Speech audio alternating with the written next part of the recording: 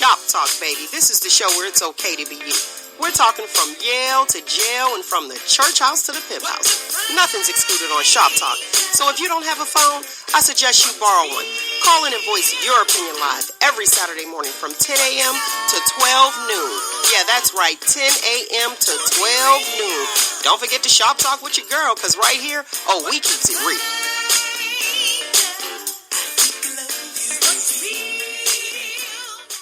All right, well, we have an exclusive, and when there is an exclusive, we stop what we doing and make sure we give the people what they need.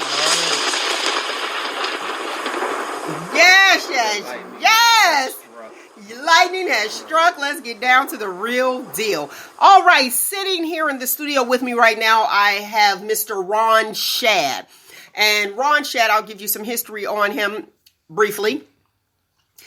He's a member of the school board, and since the state has taken over, I guess the school board is active but not inactive. Is that correct to say? What happened is that there's been a limitation on the controls on the local control. Okay. So basically, the HB 70 is a law that we're talking about that's been put in place, and what it does is it pretty much marginalizes the elected board's position as far as the control in the school district. Okay, how many years have you been on the school board? I'm in my 6th year. 6th year. Okay. I wanted to do this interview because, listen, this stuff is getting real. He's going to give you some history, because it's been going on for what, 2 years? Actually, since state takeovers in Youngstown has been since 2010. Was it 2000? Oh, I remember when it was like the different, like the grades and then the fistral emergency and all that other stuff. Yeah, that was actually 2008. Oh, that was okay, because I've been in some of those meetings. And we were out of fiscal emergency. Then it was the 2010. It went into academic emergency. There you go. Then in 2015, we have HB 70 that was introduced, and that was a revamping of state control that they already had. Right, which means it was already a bill, and they just amended it and added something extra into it. Am I saying it correctly? HB 70. The reason it became impactful to public education was because there was an amendment added to HB 70. Originally, HB 70 was just to help schools get support to start community learning centers. So to turn a local school into a place where families could get educated, access to resources and that sort of thing for the family and community. But that's like the social worker. Schools had like counselors and social workers anyway, so I don't understand. But this was for the community at large. Okay. But at the same time, the original intent of HB 70 wasn't to make dramatic changes to school districts like the amendment did, but school districts have autonomy to be able to do whatever they would like to do with their buildings. So even though it was a fresh perspective on doing something new, it became a vehicle for destruction of public education when there was an amendment added to it, and that amendment was almost 60 pages to a 6-page bill. Yeah, so it's now like 66 pages, and it was only originally 6 pages. Okay, now let's fast forward and bring it current. Okay. So the state has taken over. Yeah. Youngstown is not the only city that it's... Lorraine and East Cleveland. And then there's that's others affected by it. Yeah, then there's others slated to be impacted by it. I think upwards to almost 20 school districts. 20 school districts in the state of Ohio. Dayton, I believe, is on the brink. Columbus. Cleveland proper had made a deal prior to HB 70 being passed, where it pretty much mimicked HB 70 without the state law being in effect. So what made HB 70 different from the state takeover that Youngstown was already under was that it gave one CEO unilateral control with no oversight over hiring, firing, operational and managerial control of the district. So, in other words, no accountability. He could just do what he wanted to do. Exactly. See, that's why we deal with the facts. Now, the people of the community, I'm going to be the voice of the people. All right. The people of the community felt like the school board was spending a lot of money constantly going to court. How many dollars did the school board spend on going to court? Roughly. In the first year, this is what I can tell you, because I don't actually have that full number. But in that year, that was 2015 when we started our lawsuit. I think, was it 15 or 16? But how it started off was that for that entire year, all the legal expenses for our lawsuit and the operation of the district was about $155,000. The year prior, it was about maybe $130,000 or something around that point. It's never been a huge fluctuation in cost. Okay, but for the taxpayer, they're like, "Whoa, wait a minute," thinking that it's a lot. No, thinking it's a lot. But the issue was this: is that when the new CEO came on board, he said he would refuse to pay our law firm. Okay. So by law, we had to have representation. So he could not give the board representation. But he refused to pay them for any activity billed to them that was action to get rid of HB 70, for example. Okay, so he's not going to press for it because he wants HB 70. Yeah. Well, so he said he wasn't going to pay them. Okay. But what they did was they continued to work without pay. Okay. Yeah. So for the first year, we paid them. And I don't have the actual figure, but it couldn't. I mean, that work couldn't have been any more than maybe $20,000. I don't know for sure because I would have to check. But as far as like being a dent in the work in the cost, no, it was relatively no impact to education for the students. And the attorneys that represented the school board decided they will just work for free. Yeah, they worked for that particular issue. They worked for free. Okay, so now we got that. Yeah, and that was from the point that the CEO said he wouldn't pay to the present time. So it's been about 3 years. A few years. Okay. So the taxpayer don't have to worry about, our money is being put toward this. Now here's and the other thing is that go ahead. The school district is not paying any legal costs to defend HB 70 either way. So you know what I mean? So there's no expense, there's no legal expense because we sued the state, not the school district. Okay, so when they say, do you want to pass this, the thing, yes or no, what is it? I can't even think right now because I'm trying to eat Jolly Ranchers. What is that?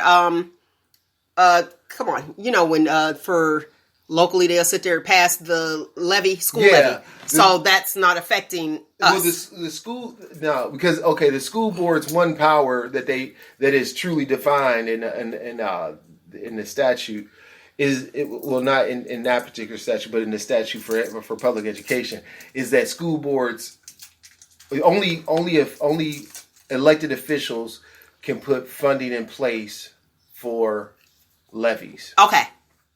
Okay, got you. Yeah, and that's just like if it's city hall, if it's only elected officials can do that. Now, knowing that you have limited control, when we go to the elections and we say, okay, well, why is it that we're voting on school board members if there's no school board? Well, because the issue is that the state takeover is supposed to improve schools and then transition control back. Mm-hmm. But how they've operated these state takeovers, there hasn't been any evidence of them turning around anything to give anything back. What we saw was that test scores and programs that we had in the district, test scores went down under a CEO. Right. And that's not you. If you want to check that, I saw the report card that he said he would hang on his refrigerator or something. It was like an article written. Compare the report cards for F. Wasn't it an F? From 2017 and 2018 with the one from 16. Because and then when 16 was what, a C? Yeah, it was C in third grade. No, it was a B in third grade literacy. Uh-huh. But there were some other things that were done better in that year prior to the CEO. So in all categories, in those report cards, we performed less. Okay. And not only that, we've he spent less money in the classroom. That's what I wanted to go through, because I know we only have just a little bit of time, and I wanted to get this exclusive. It's been over $13 million less spent in the classroom over 2 years that he's been in power, and he spent $3.5 million in legal fees. Okay, so wait. Speaking from the people, so $3.5 million in legal fees. Yeah, estimated. It's probably more than that now, because that number was from like April, I think. Okay. So $3.5 million in legal fees. Yeah. The legal fees to do what? To defend himself? No. It's not to defend? No. Oh. I mean, no. So it's not for HB 70. It's supposed to be for the operation of the district. But how do you spend $3.5 million for the operation of the district, and then $13 million outside of the classroom? So if the classroom is the issue, we're going to spend $13 million outside of the classroom. Where is that money's going? Well, from my opinion, what he did was he made our district top heavy again. Before we had a district we were trying to right size it. So as the amount of students, so we wanted to have a district that was able to work with the capacity of students that we had. So we had less administrators prior to him coming on board. He hired 32 new people at $100,000 plus salaries and picked up their retirement. Okay, so wait. Pause right there. He hired 32 new people. To my understanding, I read where it was like 300 people lost their jobs. Is it 300? Not 300. Or 300 left? 300 over the years that the CEO has been there. We've had to replace, and including this year. This year was like about 94 teachers that left, and there was another almost 15 teachers that left prior the years before that. Okay. You know what I mean? In the 2 years prior. Okay, since he's been under leadership. Yeah. Okay. All right. I just want to make sure my numbers are right. Okay, go ahead. Continue. So, it also feed into that. Our union, their contract was up. Our teachers union, their contract was up in like September, maybe? September of 2018? 18. Okay. And he has yet to negotiate a new contract with them. So they working without a contract. So pretty much they going to work every day not knowing if they'll have a job. Pretty much, if you're working without a contract, Yeah, that's it. Yeah, pretty much. And the thing is that all teachers who work for public institutions have a union. Okay. So why would I work at a place where my future is not? I don't have a level of stability for at least 3 years or so, or to know what's going on. Control of your life. That's it in a nutshell. Yeah. So but he spent. I estimate in salaries for the 32 people he hired that there's probably been almost about $4 million spent in those hires. But that's annually. That's an annual expense. That's an additional expense. Okay. $4 million from the 32 people that he hired? Yeah. Because they all had $100,000 plus salary. So it was like from about 100, let's say 100,000 to 100. Let's say, I'll be fair. I'll say anywhere from 90 to $125,000. On top of that, picking up their pickup, which means are these teachers inside the classroom? No. How much are teachers? Do you know how much teachers are making inside the classroom roughly? Last I knew, the last information when we had control, we set that we gave them an increase. I think it was started off at like 34,000. Okay, so they had an increase. So 34,000 a year to be a school teacher inside the classroom. Mm-hmm. Okay, all right, go ahead. So what's happened is like under his control, for example, we have coaches who are not teachers who make $60,000, $40,000 plus. Our athletic director makes $115,000 a year.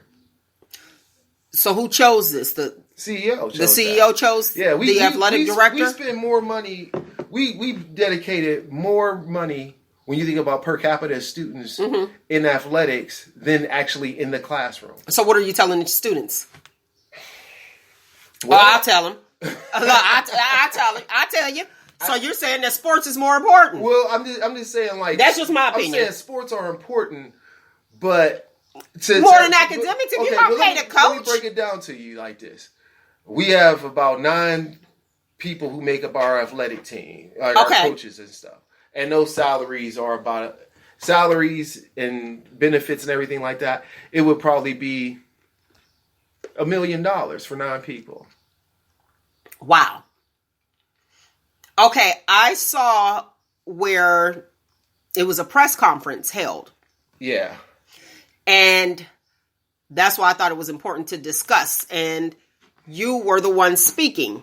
Mm-hmm. And this was Ohio TV? I think I saw it on Ohio TV. OhioChannel.org. Okay. And I have this on the page. And you guys visit the website. It'll be on the website as well. And I want you to hear it first. Now, before we play that, catch us up to speed. You went to court. Okay, we have a lawsuit in place, and that lawsuit was in place as soon as HB 70 got imposed upon us. So we sued. The issue here was that HB 70 was made in 84, 88 secret meetings by people that did not live in the city and did not secret meetings, which it should have been voided just because you have to operate public business in the public. I mean, it's a sunshine law. Then what we found out after that had went into play, and Youngstown was impacted, other school districts started to get impacted. Then other school districts are on the brink of being impacted. And so the thing that we said that was bad about HB 70 in the beginning, people just thought, well, that's just you all arguing about change or whatever. But it's starting to hit every other community. That's how people was feeling. Yeah, and it hasn't benefited any other community that is hit. And on top of that, do we want a state government that controls every facet of our public education system on the minute levels of operating locally? So I'm saying, do you want Governor DeWine to be the superintendent for your school district? Or do you want Governor DeWine to be the governor of Ohio? And have the people that are elected by the people who live in that community run those school districts and get support by the state, which the state should do anyway. So there's other issues related to bad policy in Ohio when it comes to education. One of those things is that it's unconstitutional. It's been deemed from the state Supreme Court that it's unconstitutional how public schools are funded. But that was determined almost 20 years ago or more. And they still haven't changed that, they being the state legislature. And this is one of those pieces where some factions of the state government believe that if school districts aren't doing good, then we'll take away their money and you can have open enrollment. And then you can have, charter schools. Charter schools haven't worked in Ohio. They may have a few that popped up here and there that work, but overall it doesn't. And I will tell you this, I personally think it's a scheme because most charter schools that I know of that aren't public charters only really go up to 8th grade. Why is that? Why do they only work with elementary level? Because they don't have to worry about the graduation rates. Oh, you know what I'm saying? They don't have to worry about all those things that school districts are judged on. So they're working it with the kids at this particular level, and then they leave the schools, and then what happens is that we get kids that we have to remediate because they haven't been taught at level. And a lot of what happened, and the reason that's important is because I'm not saying that you can't be an educator if you don't have a degree in education. I'm just saying that the skills of true pedagogy are emphasized in the education you receive to be an educator. And what happens with charter schools is that you do not have to have those qualifications in order to be a teacher.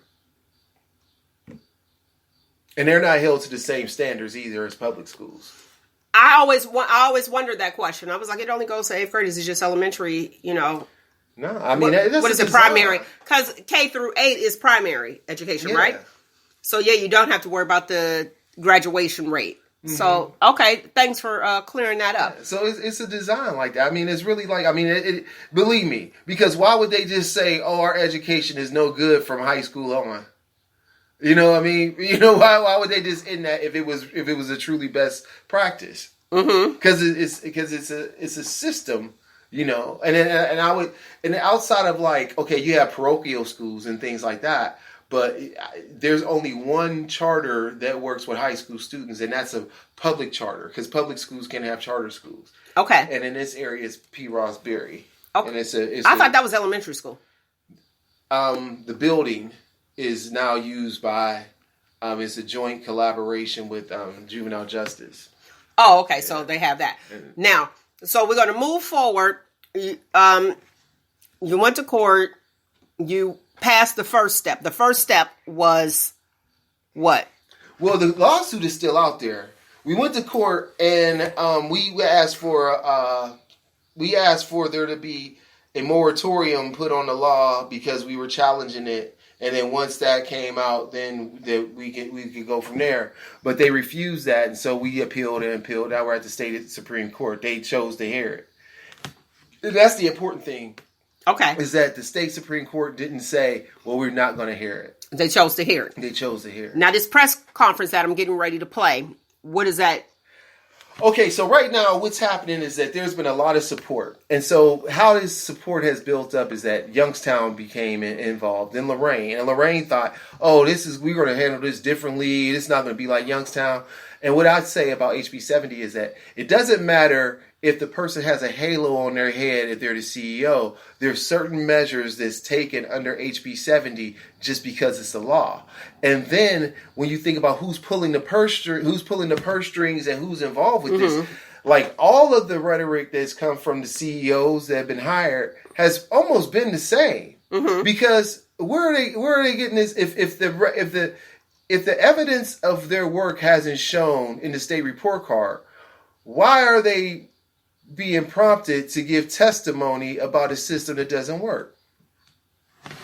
Like, who's doing that? No, we should have been on TV. We both did the same thing at the same time. So it's like, you got these, Moheb had testified, and it was like, and I told them, I said, hey, he said these things are happening. If they're happening, then why isn't it reflected in the state report card under his tutelage? Why hasn't it been reflected? So if all this great stuff is happening because of what they're putting in place, then what is that great stuff? I had a conversation with one of our commission members, and she said, well, we have these things in place, and I just don't want to see these things be, the foundation. I said, well, what are the tangible things of this foundation that you're talking about? And she was like, well, it's not really tangible. Then you don't have a foundation. Right. You know what I mean? You don't have a foundation. You are just spilling rhetoric to make it seem like this work that y'all doing is so impressive when y'all let him spend $13 million less in the classroom, when y'all did not turn an eye when he spent over $3.5 million in legal fees. So we talking about that's if you look at the numbers, that's almost $17 million not spent on children, but spent somewhere. And we have an F report card. Yeah, but the thing is, The report card was, what's happening is it's an F, but it's a worse F than what it was in the past. So you reverted course. Okay, so. Because there's the F and then there's a percentage related to that, and things have went down. Oh, so it was a high F, now it's a low F. Yeah. In certain areas. Some areas were B's that went to D's. Okay. And I remember he said he would hang this report card on his refrigerator, this F, because he's proud of it. And our president said he should be proud of it because he earned it all by himself. You know what I mean? But the issue with that was... Earned that. Yeah, you did this by yourself. But the issue was... You worked toward this F. At the state level, he tried to... For the state, he tried to defend that and say that his F was better than the D, okay, in third grade literacy, he said his D was better than the B we had because now you know that if kids can't read, now you know it before you didn't. But I'm like, how can you even make a statement like that when the kids performed on the test prior to you getting there? Because he removed supports for literacy and math that was there, and he tried to put in new systems, and those new systems didn't work. But if you got a program that's working, change the things that don't work. Right. But why would you change that one? Right. So anyway, to get to this point, what happened was there was an attempt by our State Senator Schiavone at one point to pass some legislation. And that legislation was in 2016. It got clogged up in the House or whatever. It didn't go anywhere. But it really didn't have any teeth to do any major changes anyway. Okay. It was the same bad legislation, just a little bit lighter, and it was like, our perspective on that was, if you're gonna present us, then present us with something radical. Okay. And then go from there. But if you're going to say, well, let's take out this little part here because this and that, and it just showed us that like our representation at that time, our state representation at the time wasn't. I'm not going to say fully committed to the changes that need to be made, but from his point of view, he felt like if I can make these incremental changes, it may help improve the policy somewhat because he didn't feel like he had enough support to get it through otherwise. But sometimes it's not, in my opinion, it's not an issue of support as it is an issue of being a rebel about the issue. Mm-hmm. Like do something that's good for the community from the community's point of view, and then we'll help you fight for that. But if you're going to give policy that doesn't really support the vision and the passions of the community that want this to be gone, then it's not really, you're not going to find that local support. But then, interesting thing happened in Lorain. They end up there was a gentleman who came forth, a Representative Miller, I think Joe Miller, and there was another who's a Democrat, and then there was another gentleman by the name of Jones who's a Republican. And they came together late in 2018 with HB 154. Okay. And so 154 gets rid of academic distress commissions. It gets rid of CEOs, but it gives school districts the ability to be able to partner with the right community partners to be able to help educate and work with the whole child, the family, and the community. Okay, so that's what we're going for now. That's what we're going for now. And it also has funding attached to it to help with those pieces. And one of the bigger pieces to this piece is that it doesn't judge a district by... It judges a district by the individual schools and not the whole district. Because how the report card will work, for example, East Cleveland has 6 schools. They had one school that had an F. Okay. So when that one school that had an F, it made their whole school district under state control. That's crazy. Exactly. So this is revised just to work with the schools that have the issues. Not to condemn the whole district. Okay, so now you went through the first step. They listened to you. So this piece that we're getting ready to play is set it up. So what's happening here is that HB 154 made it through the House, and that piece was voted on by the House by 82 to 12. So 82 in support of HB 154, which would just dissolve HB 70. So 82 members of the House voted in favor of this. 12 didn't. Oh, hey, that looks good. Okay, yeah. And another piece here, we being Lorain, East Cleveland, Youngstown, and some other supporters went to the state school board and we presented reasons why HB 70 was bad. They unanimously passed a resolution condemning HB 70 and saying that it should be repealed. So you got the House, the state school board, who supervised the experts in education in Ohio, saying this is bad for education. And then when it got to the Senate wanted to change the language. And at the end, what they felt was that, okay, it has been repealed, now we need to replace it. But the issue is that in HB 154, which these opponents of HB 154 didn't understand, was that they said, well, there's no bite in it. There's no... Sometimes you don't have to replace bad policy with bad policy. Sometimes you just don't replace it. You just say, hey, this is the end of that, and this is what needs to happen. Right. And that's what HB 154 did. So what they did was, late in the game, they added... Pretty much, they changed the name of CEO to director. They changed the name of Academic Distress Commission to School Improvement Commission. Well, it sounds good. We love words. We love words. But a leader does that. What is it? Leader? What did they change the CEO to? Director. Director sounds better than CEO. CEO sounds like, bam, dictatorship. Go ahead. But if you give this person the same powers, it's the same thing. It is, but we love words. It's the changing of the words with they just put a bow on it. Yeah. They just put a bow on it. And then they added another piece that was supposed to be a transition board, a transformation board that would be operated by components of the state school board and other experts or whatever. But even in these designs of this, the local committee, which would be the school transformation board or school improvement board, it was instead of having 5 members like we have now with the distress commission, it has 6 members. One is a teacher, or one is a person from the teachers union, but they have no ability to vote. So it's only 5 people that can vote, and out of those 5 people, 3 of them are appointed by the state. So it doesn't matter. So it's gonna go in their favor anyway. So all they do is build these systems and make them lopsided. And they try to think, oh, this is diplomatic. They think somebody's slow. It's not. It's still unilateral state control. Right. Because you put 1 member who can't even vote, 2 other members who, you may not, they may not feel like they hold weight because of, okay, the mayor elects a person. The school, I think the school board president is the other person or elects a person. And so it's like, or not elect, but appoints people. So it's, So it's still a unilateral system with a director who is a CEO who would only report to the state commission. I mean, the state transformation team. It's so ridiculous. So that was added on in the last minutes.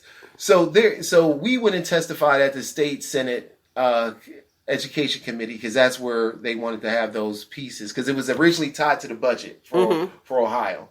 And so that was really a eye-opener that this had some momentum going to it because they had to address it. So what they decided to do was pull it from the budget. Okay. Once it got to the Senate. And they tacked on these other pieces. And now we're in the last hours of a decision that needs to be made. So there was a press conference held by... where, in Columbus? In Columbus at the State House, held by Senator Federer, who's from Toledo. And there were some supporters like Mr. Sykes, who's from Akron area. Okay, come on, let's get this going here. So this is my response when they asked us to come up and have some conversation about it. Uh-oh. No, it's going. Is it? Yeah, it's going. Next, we're going to hear from Youngstown. Good morning. I'm Ron Shad, and I'm a member of the Youngstown City School Board. And we are extremely overwhelmed in Youngstown that this movement has gotten to this point. In the beginning, it was it's just a Youngstown plan. We just got to do something just for Youngstown. And what this HB 70 thing did was poison public education for all of Ohio. So when we're here seeing all these people stand united against this one thing that started in Youngstown, we know that this is not good for education in Youngstown or anywhere in Ohio. And that's one thing that we're very proud of is that as communities got involved with this movement grew, and we saw something that I'm emotional about this because we've been fighting at this for some time now. Our school district has been under state control.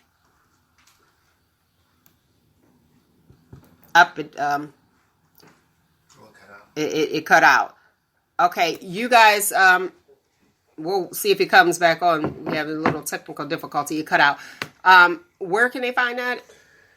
OhioChannel.org. You have to put in.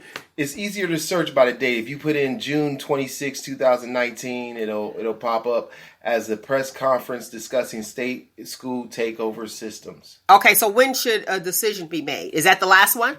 It's at this point it goes to a committee, and then from that committee, it would go to the governor, or I believe that's how it works. Okay, and then he would have to vote on it to see what he would have to ratify it or not, or make changes. So okay, so what can the community do now? Because the community waited and waited and waited. Is there anything that the community can do now? Mm-hmm. What can we do? You can call Governor DeWine, and I'm looking for. There's a list of people. Okay, hold on. But we know the governor, so that's in the right direction. Call Governor DeWine and let him know how you feel about this. Okay. Because it hasn't been good for us at all. It hasn't been good for education. We also want people to contact Speaker of the House Larry Householder. His number is 614-466-2500. One more time. Speaker of the House, Larry Householder, his number is 614-466-2500. This is to say you're in support of HB 154 and that you want HB 70 repealed. You can also contact Senator Leader Ralph Obhoff at 614-466-7505. That number again is 614-466-7505. And the number for Michael DeWine, who is our governor, is 614-644-4357. One more. 614-644-4357. Yes. So if you want House Bill 70 repealed, those are your contact people. I encourage you guys to get out and speak up and say something, because the world is revolving. Our youth, we want to put them back in. We want the public school system to be of value so that people wouldn't have to go and pay for parochial schools or go to private schools. You know, public school was a good place. I graduated from public school, and I got a great education. Like, people talk about making America great again. People don't. That man do. The public school system makes America great. Yes. Because you have an equal opportunity for everyone to have an education. And that's the most valuable. And everyone is entitled to a good education. So I think it picks back up if you want to go back to it picked back up? Yeah. How we see HB 70 is just a revamp of unilateral control that was already there by the state, that didn't benefit us in any way. We performed worse in all categories, and our funding we had $23 million in surplus funding prior to a CEO. CEO came in, and he spent about $13 million of that surplus funding in 2 years, $13 million less in the classroom. If our problem is academics, how do you justify spending $13 million less in the classroom? And another piece there, our CEO had 2 law firms, and he spent over estimated $3.5 million in 2 years with 2 law firms. In an average year, when it was just the school district's attorney, we spent about $155,000 in a year. So I don't even know what the math is on that. It might be like 400%, 4,000% more or whatever. But I mean, the money's not being spent where the problem is. If the problem is in the classroom, why not spend that money in the classroom? We've seen 32 new executive positions hired in our district at an average of $100,000 plus salaries, plus their retirement and insurance, and a ton of different things with that. And then recently, to try to cut the budget, our CEO pretty much cut back on the spending that he put in place. And in the aftermath of that, got rid of one of our very high esteemed principals, Ms. Dorbish, which our teachers union stood up and fought for her, because they believe a person who's been in the district for 35 years doing the right thing needs to have a job. So how is this change positive for our community when we have lifelong employees who have dedicated their time and service to us are then disregarded? And this is what we've seen not only with some favored administrators, but even with our teaching staff. Over the last 2 to 3 years that the CEO or HB 70 has been in effect, we have replaced almost a little over 300 teachers. And we have a little over 500 teachers in our district. So that's, so from HB 70, what we seen was a deterioration in our teaching staff. We went from 10 years of experience to only having 7 years of experience with our teaching staff. And it's kind of my knowledge that when we look at HB 70, it's an attack on taxpayers because they have no say on how their taxes are spent, on voters because they have no say on who will lead their communities or in the education, and then there's the attack on unionized workforce. and he is yet to finish negotiating with our unions. They've been working without a contract in some cases. That's not a fair work environment. That, you know, and in a lot of cases, these people live and work in Youngstown. And they deserve to have a job that they know is going to have stability. And having that contract would mean all of that. And what we've seen is this unfair labor practices, money's being spent without any regard for the outcome of what will happen with our children academically.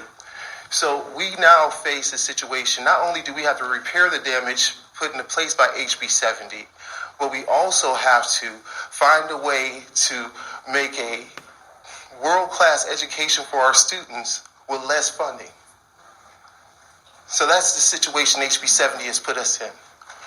Governor DeWine, we ask you to please honor the language that's in HB 154. It means the world to Youngstown, and it means the world to education in the state of Ohio. And we truly need your support to ensure that our students and our community have a fighting chance. We have a lot of obstacles in Youngstown, and our public education system shouldn't be one of them. Thank you. All right.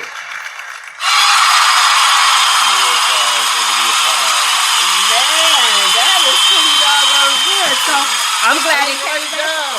Yes. And that was really good. So you actually spoke from the heart. Yeah. And we can appreciate that. I thank you for coming on and doing this exclusive with me. Always. And keeping the people informed, because this is extremely important. Yeah. And we need to get out and talk about some things. Well, because, I mean, when you think about it like this, I mean, there's reports of this, of what happened at this meeting, but none of them have been picked up by local media. Isn't that interesting? Why? And it's affecting us locally. That's what your girl is for. Shop Talk on the Go. Yeah. This is what we do. I don't know. Just random. Bam. Yeah. Let's just, we need a show. Let's do a show right now. Columbus talked about it. Everybody talked about it except the Yo. And from a guy from the Yo. Youngstown. The city of you. Yeah. The city of you is not talking to you. Not talking to us. That's a problem. Yeah. But you know what I'm going to do? I'm going to get out there like I normally do. Boom, what's going on? Let's do interviews on the spot. It's the summertime. Let's make it happen. Shop Talk on the Go. School is in session. All right, change the class, y'all. And change the class, so y'all better wake up and do what you got to do, okay? Hey, thank you very much for tuning in. Thanks again for coming on and doing this for me and letting the people know and keeping them informed, because that's what I like to do. And I'm going to end it always the same way. Find you, embrace you, most importantly, always love you. And please, people, get involved. Shop Talk. All right? Shop Talk. Shop Talk. That's it. Peace. Right. Thank you.